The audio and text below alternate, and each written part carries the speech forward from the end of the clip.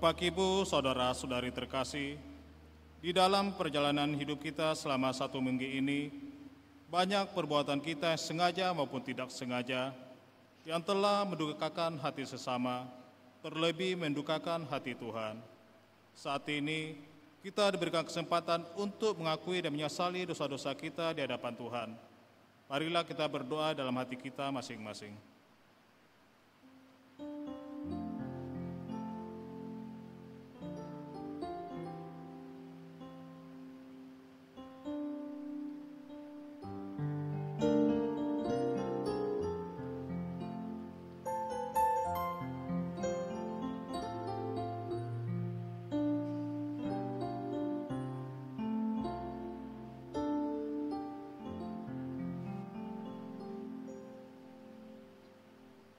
Kita berdoa.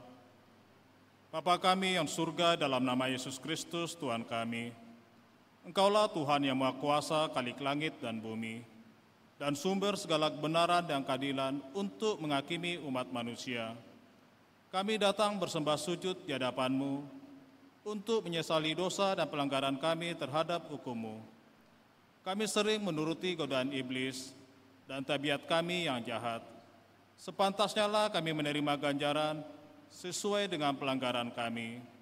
Tetapi kami telah sadar akan kejahatan kami, sehingga kami datang ke hadapan-Mu untuk menyerahkan diri dan menyesali segala dosa kami. Tolong dan kasihanilah kami, ampunilah segala dosa dan pelanggaran kami. Ya Roh Kudus, terangilah hati kami dan teguhkanlah kami untuk melakukan apa yang berkenan kepadamu, sampai kami beroleh hidup yang kekal. Di dalam pengasihan Tuhan Yesus Kristus Tuhan kami. Amin. Janji Tuhan tentang pengampunan dosa. Tuhan adalah penyayang dan pengasih, panjang sabar dan berlimpah-limpah kasih setianya. Tidak dilakukannya kepada kita setimpal dengan kesalahan kita. Seperti Bapa sayang kepada anak-anaknya, demikian Tuhan sayang kepada orang-orang yang takut akan Dia. Segala kemuliaan bagi Allah di tempat yang maha tinggi. Amin. Jemaat silakan duduk. Kita memuji Tuhan dari pelengkap Kidung Jemaat nomor 258 ayat 1 sampai 2.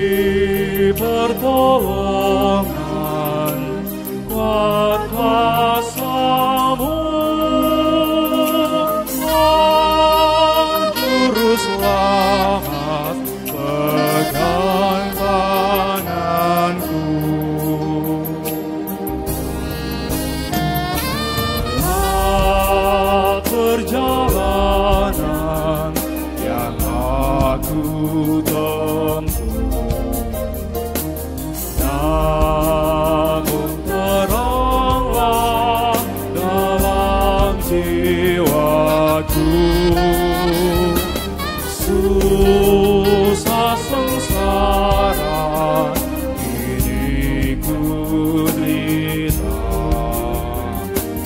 damai menanti di surga.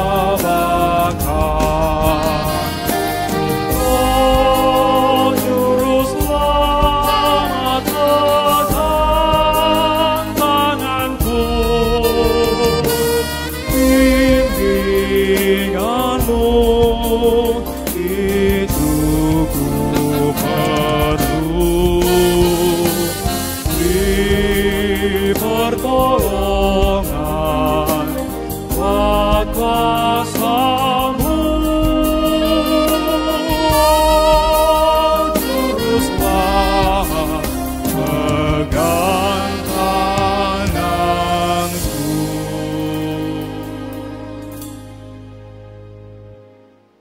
Jemaat yang terkasih, marilah kita mendengarkan hukum Tuhan sebagai petunjuk hidup baru yang tertulis dalam hukum Taurat ke-4 sampai ke-6.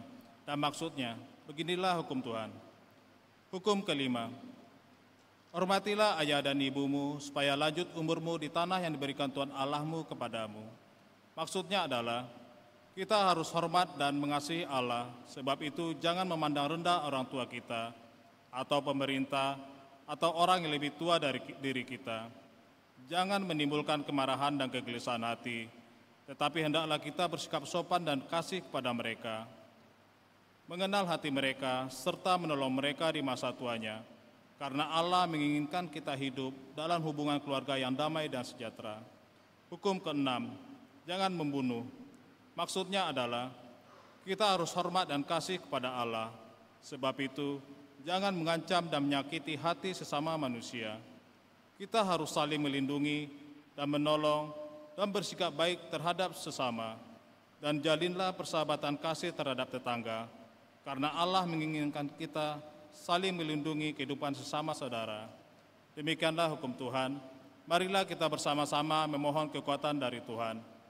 Ya Allah Bapa kami, berilah kami kekuatan untuk melakukan apa yang sesuai dengan hukum-Mu. Amin. Mari kita dengarkan KOR PP GKPI Pamen.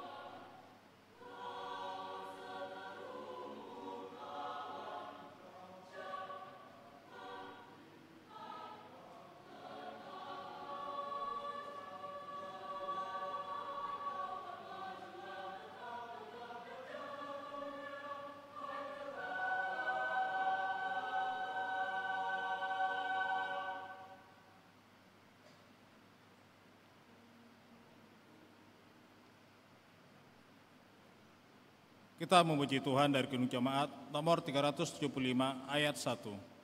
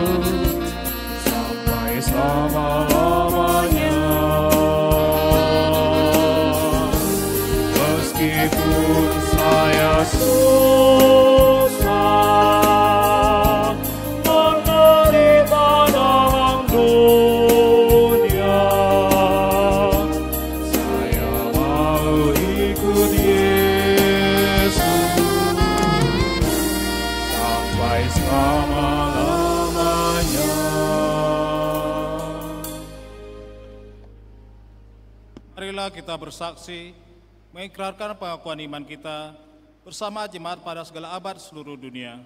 Bersama-sama, aku percaya kepada Allah, Bapa yang Maha Kuasa, Khalik langit dan bumi.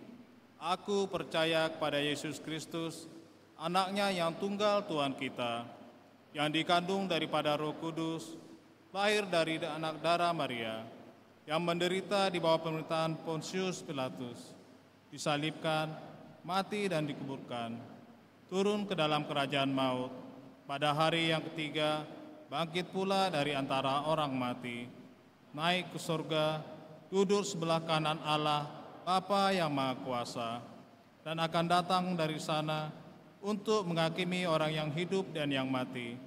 Aku percaya kepada Roh Kudus, gereja yang kudus dan am, persekutuan orang kudus, pengampunan dosa, kebangkitan daging, dan hidup yang kekal. Amin. Jemaat silakan duduk. Untuk menyambut pemberitaan firman Tuhan, kita memuji Tuhan dari pelengkap Kidung Jemaat nomor 198 ayat 1 sampai 3.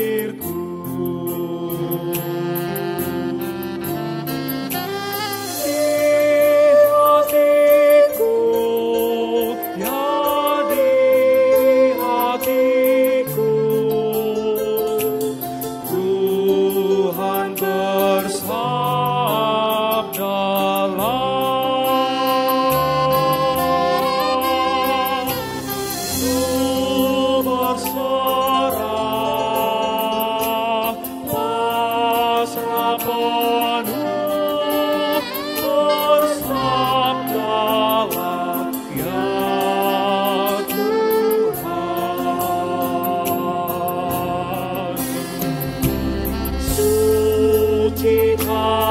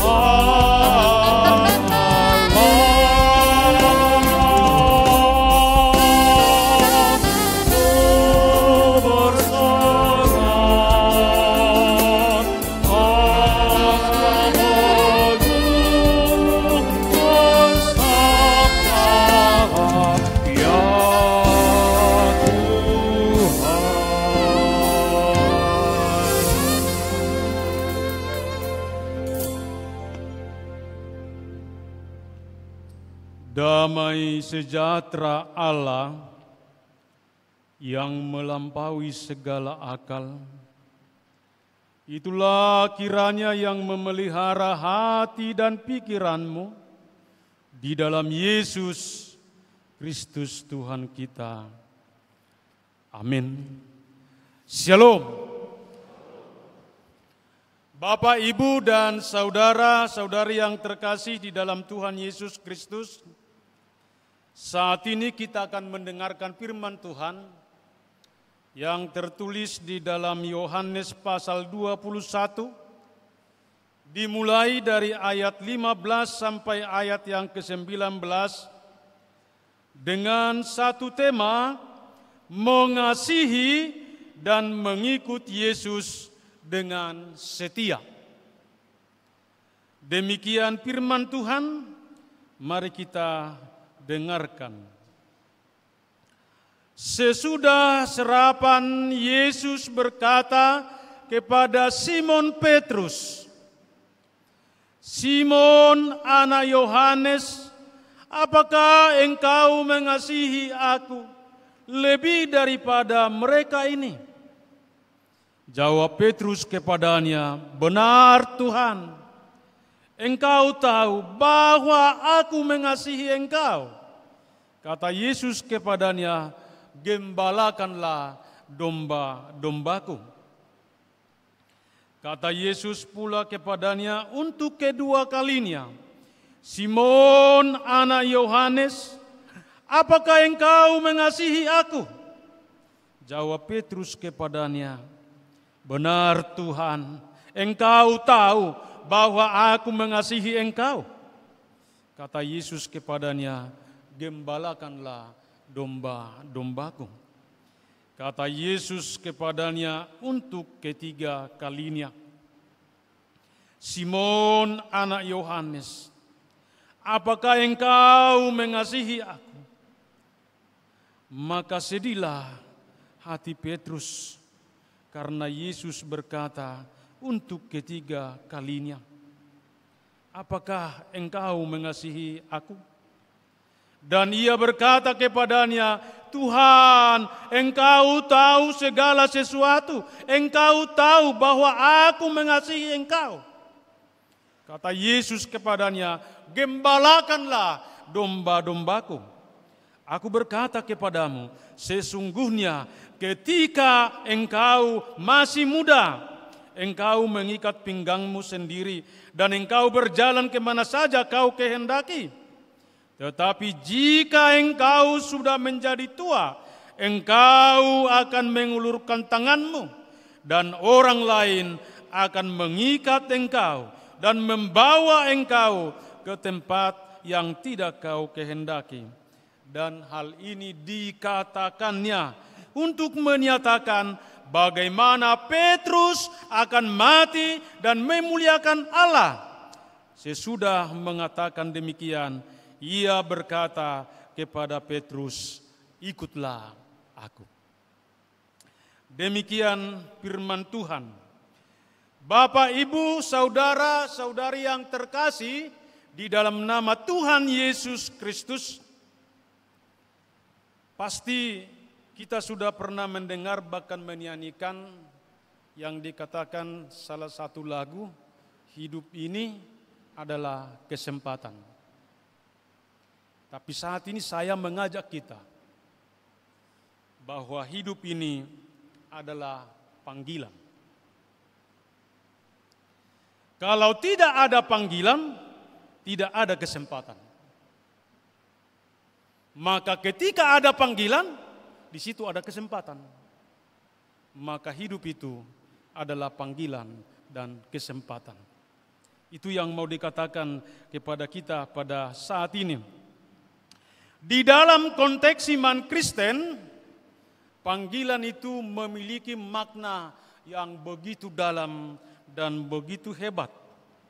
Mengapa dikatakan demikian? Karena panggilan itu mencakup relasi, komunikasi, persekutuan yang pribadi terhadap Tuhan dan juga terhadap sesama, khususnya dalam konteks pelayanan gereja. Dan panggilan itu ada dua hal di dalam iman Kristen. Yang pertama dikatakan ada panggilan universal calling atau panggilan umum. Dan yang kedua adalah specific calling atau panggilan khusus. Ini adalah yang dikhususkan kepada pelayan gereja, khusus melayani di tengah-tengah masyarakat melalui profesi dan pekerjaannya. Dan tema khotbah kita hari ini, malam hari ini, di minggu kita saat ini dikatakan mengasihi dan mengikuti Yesus dengan setia. Mengasihi dan mengikuti Yesus dengan setia. Ini adalah satu panggilan, suatu ajakan yang ditujukan oleh Tuhan Yesus kepada murid-muridnya, yang diwakili oleh Petrus, dan juga menjadi panggilan kepada semua orang percaya, kepada Bapak dan Ibu, dan juga kepada saya pada saat ini, dan juga di zaman kita ini. Tapi perlu kita renungkan pada saat ini, kira-kira faktor apa yang mendorong, yang memotivasi Yesus untuk memanggil murid-muridnya, untuk memanggil Bapak dan Ibu, untuk memanggil saudara-saudara pada saat ini, khususnya di konteks zaman kita pada saat ini. Sehingga Yesus mengatakan kepada kita, mari mengasihi dan mengikutnya dengan setia. Dalam hal ini dengan jelas dikatakan bahwa faktor yang memotivasi, faktor yang mendorong Yesus memanggil murid-muridnya, Yesus memanggil orang-orang percaya pada saat ini dikatakan adalah karena faktor kasih Allah akan dunia ini dan secara khusus kepada orang-orang percaya. Karena begitu besar kasih Allah akan dunia ini, maka Ia mengaruniakan anaknya yang tunggal, supaya setiap orang yang percaya kepadanya tidak binasa, tapi memperoleh kehidupan yang kekal. Panggilan itu begitu jelas. Tapi dikatakan panggilan itu tidak didasarkan kepada kehebatan kita, tidak didasarkan kepada kebolehan kita, tidak didasarkan kepada kegagahan kita secara daging dan secara dunia ini. Tapi dikatakan panggilan itu dinyatakan, diserukan kepada semua orang percaya, bahkan kepada dunia ini, dikatakan hanya dengan kasih. Coba kita lihat Petrus, dia hanya nelayan tulennya dia. Dan statusnya tidak begitu hebat di tengah-tengah masyarakat. Namanya aja seorang nelayan. Tapi Tuhan panggil dia, Tuhan pakai dia begitu luar biasa. Jadi mengasihi dan mengikuti Yesus adalah panggilan kepada semua hidup. Karena saya katakan tadi, hidup ini adalah panggilan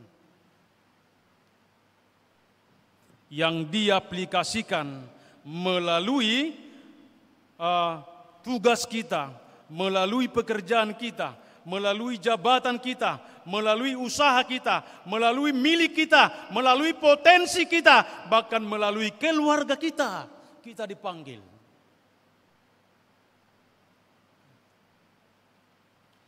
Jika mengasihi dan mengikut adalah panggilan, kira-kira apa yang diharapkan, apa yang ditargetkan, apa yang diinginkan, apa yang diniatkan dari setiap orang percaya ketika dipanggil untuk mengasihi dan mengikuti Tuhan di tengah-tengah kehidupan ini? Apa goal yang mau diharapkan? Apa reward yang mau kita lihat? Panggilan ini dinyatakan kepada Bapak dan Ibu dan juga saudara-saudari yang hadir pada saat ini. Panggilan itu menjadi milik kita. Panggilan itu menjadi kepunyaan kita. Panggilan itu dinyatakan kepada kita melalui semua status, pekerjaan, usaha, jabatan, dan apapun yang kita lakukan pada saat ini. asal itu sesuai dan berkenan kepada Tuhan. Menurut Yohanes 21 ayat 15 sampai 19 ini, ada beberapa hal yang paling urgen untuk dipahami dan untuk dibuktikan dalam panggilan tersebut. Tidak hanya mendengar, tidak hanya merespon begitu saja, tapi dikatakan pada saat ini panggilan itu harus diwujud nyatakan dalam komitmen dan tanggung jawab. Harus memiliki komitmen dan tanggung jawab yang sejati. Komitmen dan tanggung jawab adalah kekuatan dan semangat yang luar biasa untuk menggapai segala hal yang mau kita gapai di tengah-tengah kehidupan kita. Tanpa ada komitmen, tanpa ada tanggung jawab, gak pernah kita dapat meraih keberhasilan di tengah-tengah kehidupan kita. Tidak pernah kita mendapatkan keberhasilan di tengah-tengah panggilan itu. Saya begitu terkesima mendengarkan satu ungkapan yang dinyatakan oleh Niki, ahli motivator dunia, di mana dia tidak punya tangan, tidak punya kaki. Bahkan panjang dia kalau dia disuruh melakukan motivator, dia harus di atas meja. Karena saking pendeknya. Tapi dalam wawancara itu saya mendengar seperti ini dari orang yang mewawancarai dia, karena di dalam kekurangannya itu, dalam kelemahannya itu, apa yang membuat dia bisa menjadi orang seperti itu? Menjadi orang hebat, menjadi orang yang bisa menjadi fokus banyak orang dalam menyelesaikan pergumulan dan persoalannya. Ditanya dia, apa yang menjadi kekuatan saudara di dalam melakukan semua ini, padahal saudara sangat-sangat banyak memiliki kelemahan dan kekurangan. Hanya yang dua kata itu diungkapkan dia dari mulutnya. Saya memiliki komitmen dan tanggung jawab yang jelas atas panggilan Tuhan terhadap hidup saya. Memang sehebat apapun pergumulan kita, sehebat apapun masalah yang kita hadapi, sehebat apapun kesuksesan yang kita terima dalam kehidupan kita, tanpa ada komitmen, tanpa ada tanggung jawab, itu tidak akan pernah membawakan sukacita, kegembiraan, dan kebahagiaan di dalam kehidupan kita. Dalam hal ini Tuhan Yesus mengajukan pertanyaan kepada Simon Petrus sampai 3 kali, dan pertanyaan itulah pertanyaan yang sama. Dalam hal mau meminta satu komitmen, satu tanggung jawab dari Petrus itu. Yang pertama dikatakan, Petrus anak Yohanes, apakah engkau mengasihi aku lebih daripada mereka ini? Jawaban Petrus di situ kita lihat begitu ringan. Seolah-olah tidak ada penghambat. Bahkan jawaban dia itu bahwa dia sudah di pihak yang begitu benar, begitu bagus, dan begitu oke. Jawaban Petrus, benar Tuhan, engkau tahu bahwa aku mengasihi engkau. Lalu Yesus memberikan lagi satu tanggung jawab bagi dia, dikatakan gembalakanlah domba-dombaku. Kedua kali lagi dikatakan, Petrus, apakah engkau mengasihi aku? Untuk pertanyaan yang kedua ini, juga Petrus masih menjawab dengan begitu ringan, benar Tuhan, engkau tahu bahwa aku mengasihi engkau. Tetapi dalam pertanyaan yang ketiga, dalam pertanyaan yang sama dikatakan, Petrus anak Yohanes, apakah engkau mengasihi aku? Di pertanyaan yang ketiga ini dikatakan hati Petrus begitu sedih. Kata sedih di sini tersadar. Iya. Memang kadangkala di dalam kehidupan kita ini harus lebih dari 2 kali kita dipanggil supaya kita kadang-kadang mau datang. Iya. Iya kan? Contohnya kalau Bapak memanggil, anu katanya. Anu tunggu dulu. Lagi nonton ini, lagi main ini. Asik ini katanya kan. Tapi ketika suaranya yang ketiga kali agak melengking, baru kita datang. Apa mak? Apa? Tetapi coba kita renungkan sejenak. Mengapa sampai 3 kali hal itu dinyatakan Tuhan kepada Petrus? Yesus kan maha tahu. Petrus mengatakan, engkau tahu. Dia maha tahu. Tidak ada yang tidak tahu bagi Yesus tentang Petrus. Tapi mengapa dia bertanya sampai 3 kali? Enggak cukup 1 kali. Capek-capek aja. Sampai 3 kali.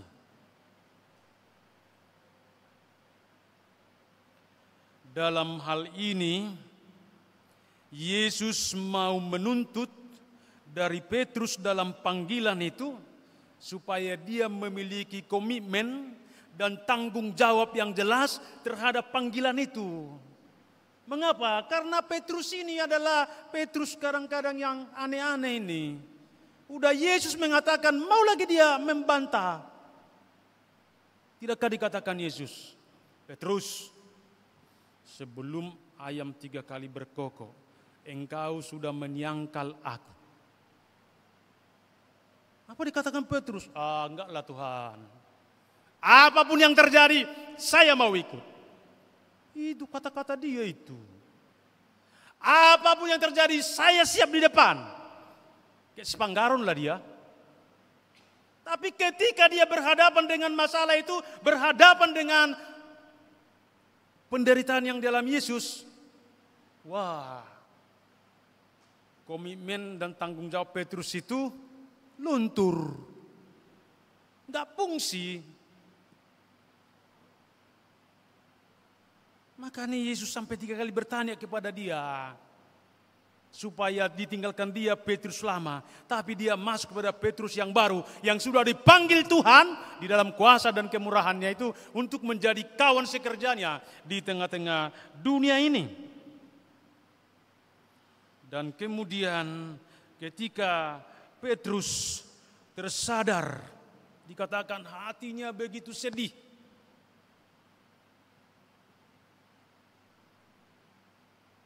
Maka dikatakanlah di sini bahwa komitmen dan tanggung jawab yang sungguh itu harus diuji nyatakan oleh Petrus, sehingga dia dapat melakukan, mengasihi, bahkan mengikuti Yesus, bahkan menggembalakan atau melakukan tugas yang diberikan oleh Tuhan Yesus bagi dia sebagai batu karang. Dikatakan di sini, gembalakanlah domba-dombaku. Itu kan menuntut tanggung jawab.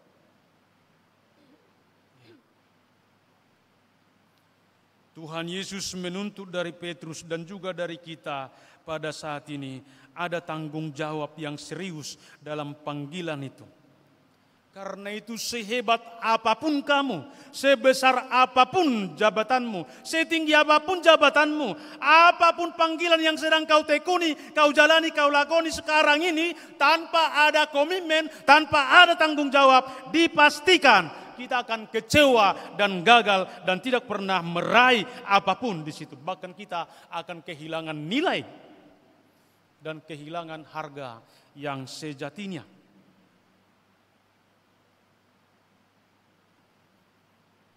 Pertanyaan yang perlu kita jawab saat ini, apakah engkau memiliki tanggung jawab sebagai mahasiswa pada saat ini? Ya. Kuyakinkan Kalau kau sudah mulai miliki komitmen dan tanggung jawab dari awalnya, kupastikan akan selesai di waktu yang tepat. Sehingga orang tuamu mengalami kebahagiaan. Tapi tanpa tanggung jawab, sepintar apapun kamu, pastikan gagal itu. Ini pengalaman terhadap saya. Kami dulu tamatan dari SMA ada 10 orang, satu grup kami. 6 perempuan dan 4 laki-laki. Dari antara kami yang 10 ini, hanya 1 masuk ke perguruan universitas negeri. Semuanya di swasta.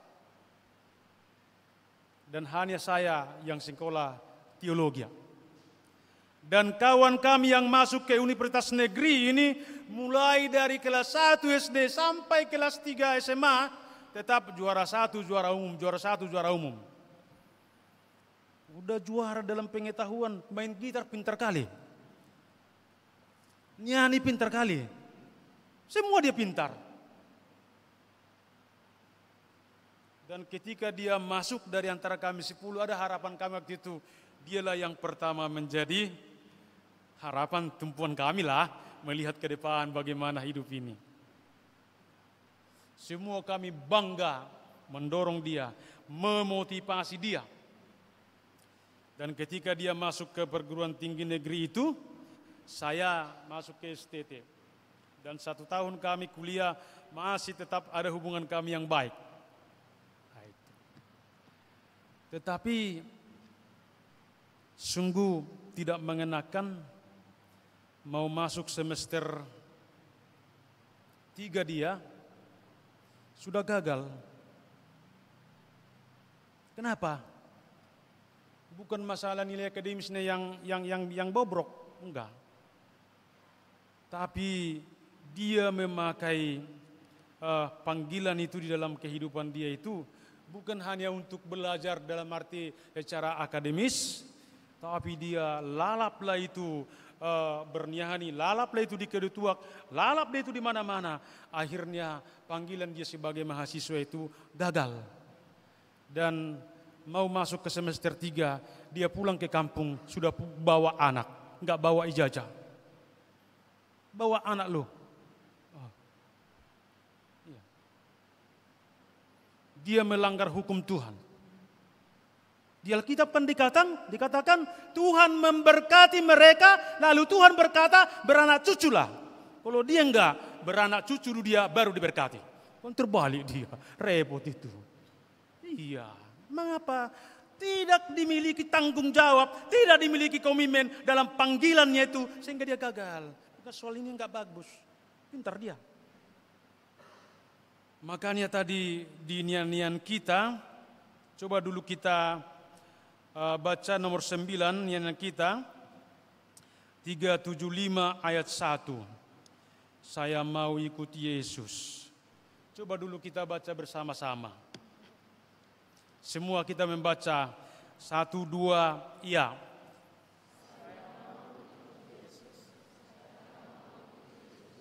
Sampai selama-lamanya. Meskipun saya susah, menderita dalam dunia, saya mau ikut Yesus sampai selama-lamanya. Itulah komitmen dan tanggung jawab yang jelas. Coba kita nyanyikan dulu ini, tidak usah dengan suara yang kuat, setengah suara saja. Saya mau ikut Yesus. Dan saya mau mengajak kita dikala kita nyanyikan nyanyian ini dengan sungguh-sungguh, letakkan tanganmu di dadahmu. Jadi apapun persoalanmu, apapun pergumulanmu, apapun penderitaanmu pada saat ini, jika engkau sudah punya komitmen dan juga tanggung jawab pada saat ini dalam mengikuti Yesus, maka engkau akan dibebaskan dari semua pergumulanmu itu. Amin. Mari kita nyanyikan, letakkan tanganmu di dadamu, dan nyanyikan dengan sungguh-sungguh.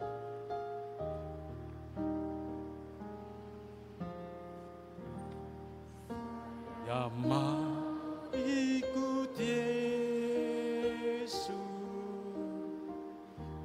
saya mau ikut Yesus.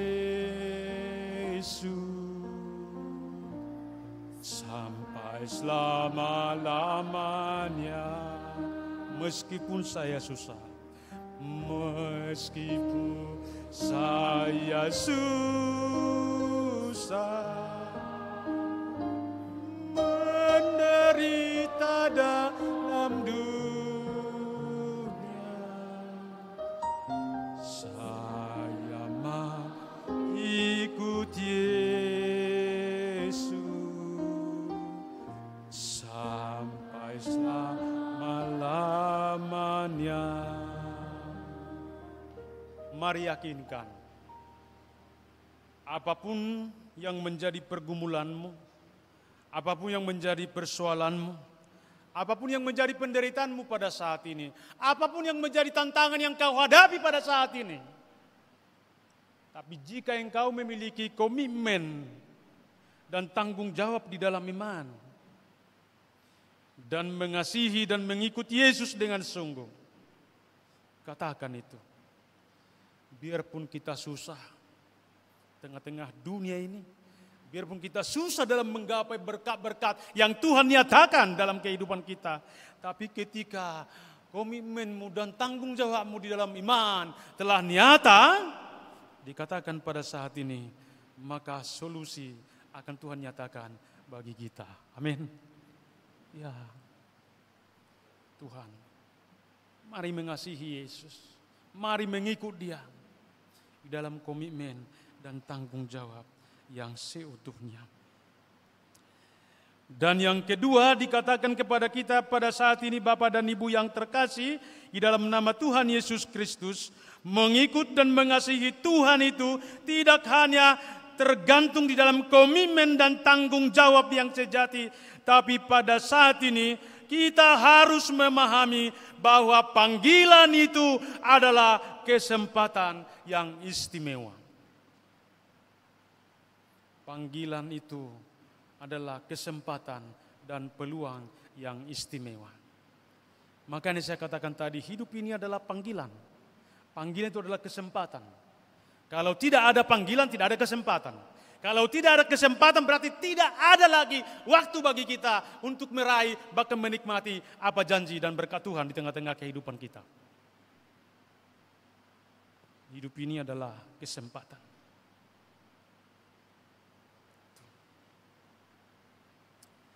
Jadi panggilan itu harus dipahami menjadi kesempatan dan peluang hidup yang sungguh luar biasa. Yaitu kesempatan menjadi berkat, kesempatan menjadi solusi, kesempatan pembawa damai, kesempatan membawa sukacita, bahkan kesempatan kita untuk menyatakan shalom di tengah-tengah kehidupan ini. Kesempatan itu bukan untuk dimain-mainkan, tapi kesempatan itu harus difungsikan. Hal itulah yang dikatakan Yesus kepada Petrus. Ketika engkau masih muda, engkaulah yang mengikat pinggangmu. Engkau berjalan sendiri kemana yang kau sukai. Apa yang mau kau kerjakan, itu bisa kau kerjakan. Tetapi ketika engkau sudah tua, engkau sudah sakit, engkau tidak bertenaga lagi, maka engkau akan bergantung kepada orang lain. Bahkan orang akan mengikat engkau dan membawa engkau kemana-mana tanpa engkau ketahui, tanpa engkau sukai. Apa yang mau dikatakan di situ? Kalau ini sekarang kesempatanmu yang paling indah di masa usia mudamu ini, di masa tenagamu yang masih full power ini, yang punya cita-cita untuk ke depan, kenapa enggak difungsikan itu? Makanya ada satu ungkapan, jika engkau tidak susah di masa tuamu, maka berjuanglah di masa mudamu untuk bekerja.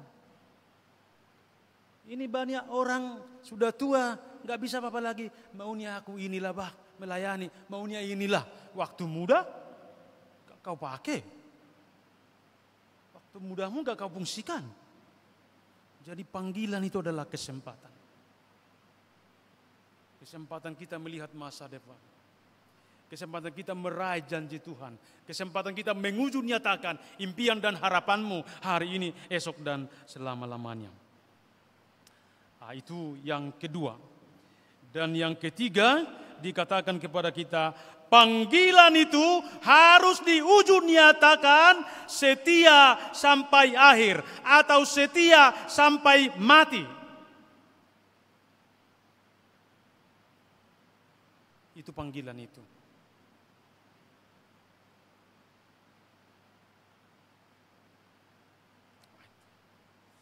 Jadi panggilan mengasihi dan mengikut Yesus dengan setia harus diuju nyatakan dalam kata dan perbuatan, yaitu setia sampai akhir, setia sampai mati.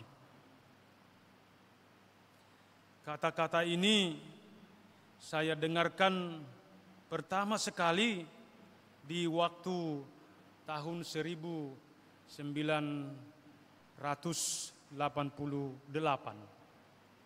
Itu dalam satu komplik gereja yang ada di Sumatera Utara, maka nyanyian mereka, setia, setialah, setialah sampai mati, katanya. Artinya mau menuju ke satu komitmen, satu perjuangan sampai selesai, sampai tuntas. Jangan berhenti, maju terus. Itulah panggilan itu. Dikatakan, jadi panggilan itu tidak mudah. Bayangkanlah, mengasihi, mengikuti, tanggung jawab. Gembalakanlah domba-dombaku. Ada tanggung jawab di situ. Yang dibutuhkan untuk mendapatkan reward, untuk mendapatkan upah, untuk mendapatkan berkat yang mau dinyatakan oleh Tuhan bagi orang-orang percaya. Jadi dibutuhkan di situ pergumulan, perjuangan, bahkan pengorbanan yang serius. Tuhan tak mau dengan sikap yang sebentar-sebentar wah, sebentar-sebentar weh. Dalam kitab Wahyu dikatakan, jika engkau tidak panas, tidak dingin, aku akan memuntahkan engkau. Iya. Jadi panggilan itu adalah kesempatan. Hidup itu adalah panggilan. Hidup itu adalah kesempatan. Itu milik Bapak dan Ibu. Milik saudara-saudariku dan juga saya pada saat ini. Mari kita kejar. Tuhan berkehendak kepada kita yang telah dipanggil harus berjalan secara kontinu, secara linier untuk melihat ke depan. Maju melangkah ke depan sampai akhir. Sampai Tuhan Yesus menyatakannya. Sampai Tuhan Yesus menggenapinya. Dan dikatakan setialah sampai akhir. Bapak, Ibu, saudara-saudara yang terkasih dalam Tuhan Yesus Kristus. Jika engkau mengasihi Tuhan Yesus Kristus. Jika engkau mengikuti Yesus dengan setia. Di dalam tugasmu, di dalam jabatanmu, di dalam statusmu, di dalam keluargamu, bahkan di dalam cita-cita masa depanmu. Mulai sekarang, mari ambil komitmen. Mari ambil keputusan. Dan nyatakan di dalam tanggung jawabmu. Ingatlah, hidup ini adalah panggilan. Hidup ini adalah kesempatan dan peluang. Setialah sampai akhir. Itulah yang menjadi panggilan kita di dalam ibadah kita pada saat ini.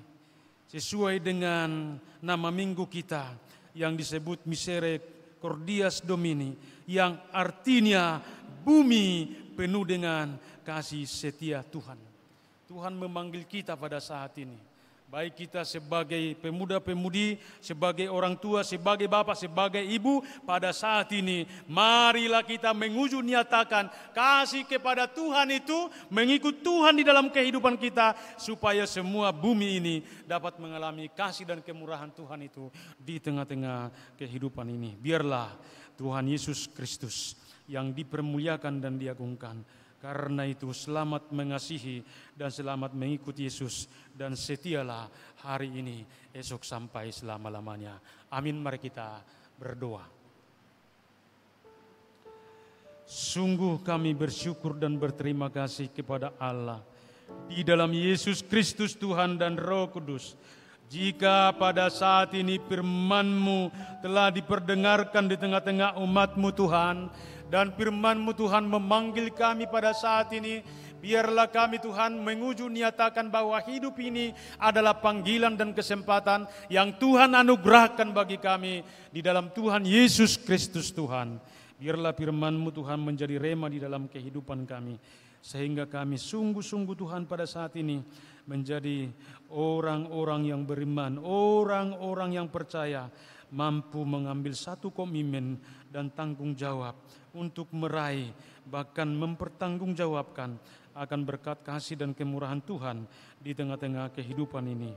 Berkati Tuhan semua umat-Mu, di dalam Yesus Kristus Tuhan kami berdoa. Amin. Kita bernyanyi.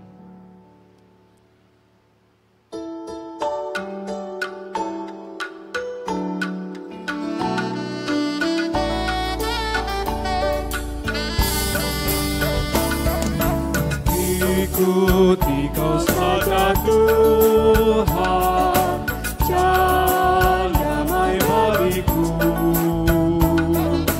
Aku selamat dan sentosa oleh darah-Mu.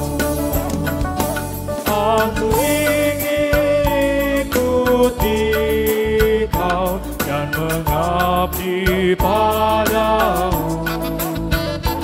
Dalam Engkau juru selamat, ku bahagia penuh. Ikuti kau di sesara, karena janji-Mu teguh. Atas kuasa kegelapan-Mu menang bersama. Aku ingin ikuti kau dan mengabdi padamu. Dalam Engkau juru selamat, ku bahagia penuh. Firman Tuhan yang menjadi dasar panggilan kita untuk memberi persembahan kepada Tuhan dari 2 Korintus 9 ayat 7 dan 8, demikian firman Tuhan. Hendaklah masing-masing memberikan menurut kerelaan hatinya, jangan dengan sedih hati atau karena paksaan, sebab Allah mengasihi orang yang memberi dengan sukacita, dan Allah sanggup melimpahkan segala kasih karunia kepada kamu, supaya kamu senantiasa berkecukupan di dalam segala sesuatu dan malah berkelebihan di dalam berbagai kebajikan. Demikian firman Tuhan, mari memberi persembahan dengan sukacita.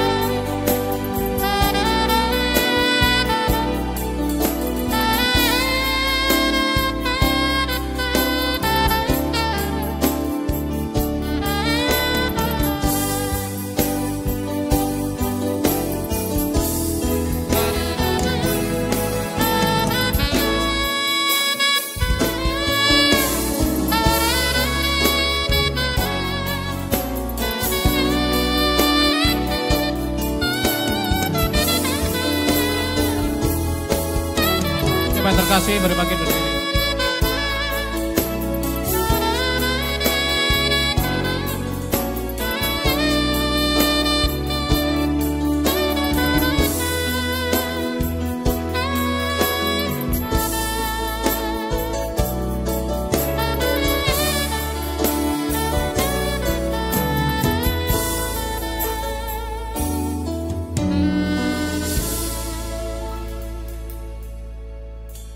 Marilah kita menyerahkan persembahan ini ke hadapan Tuhan.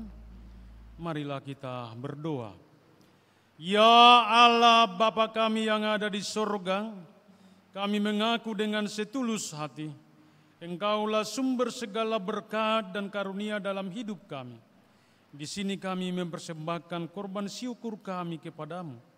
Terimalah persembahan umat-Mu dan berkatilah menjadi alat kesaksian, persekutuan dan pelayanan jemaat-Mu ini.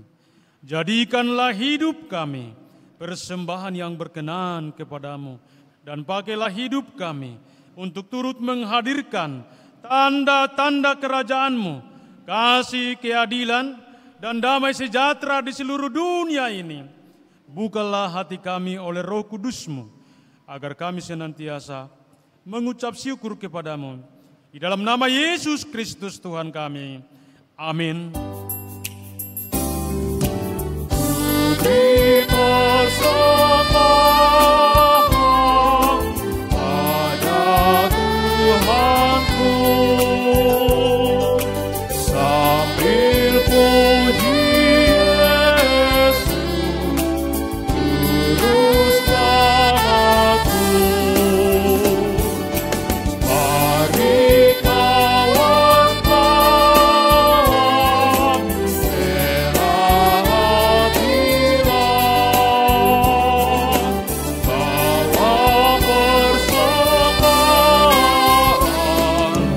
datanglah sesat. Bapa kami yang di sorga, dikuduskanlah nama-Mu, datanglah kerajaan-Mu, jadilah kehendak-Mu di bumi seperti di sorga. Berikanlah kami pada hari ini makanan kami yang secukupnya, dan ampunilah kami akan kesalahan kami, seperti kami juga mengampuni orang yang bersalah kepada kami. Dan janganlah membawa kami ke dalam pencobaan, tetapi lepaskanlah kami dari yang jahat. Karena Engkau punya kerajaan dan kemuliaan dan kemuliaan sampai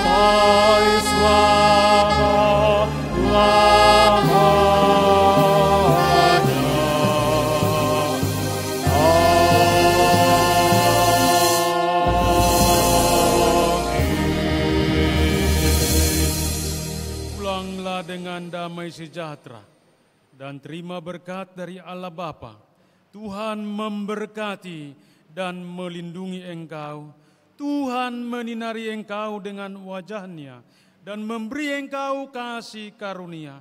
Tuhan menghadapkan wajah-Nya kepadamu dan memberi engkau damai sejahtera. Amin.